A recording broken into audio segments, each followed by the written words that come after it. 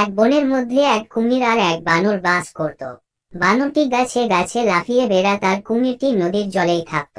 একদিন বানরটি নদীর ধারে এসে এক অদ্ভুত ফুল দেখতে পায়। সে ফুলটি তুলে নিয়ে নদীর ধারে বসে। ওদিকে কুমির তাকে দেখে ভাবল, এই ফুলটি আমি যদি খেয়ে ফেলি তাহলে নিশ্চয়ই সুস্বাদু হবে। কিন্তু বানরটি কুমিরের কুমন্ত্রণা বুঝতে পারে এবং সে ফুলটি তার বন্ধুরা তথা বনজন্তুদের জন্য রেখে দেয়। বানরটি কুমিরের কাছে গিয়ে বলল, এই ফুলটি সুন্দর, কিন্তু এটি সকলের জন্য, তুমি এটিকে খেতে পারবে না। কুমির হতাশ হলেও বানরের কথা মেনে নেয়। এরপর থেকে কুমির আর বানর ভালো বন্ধু হয়ে যায়।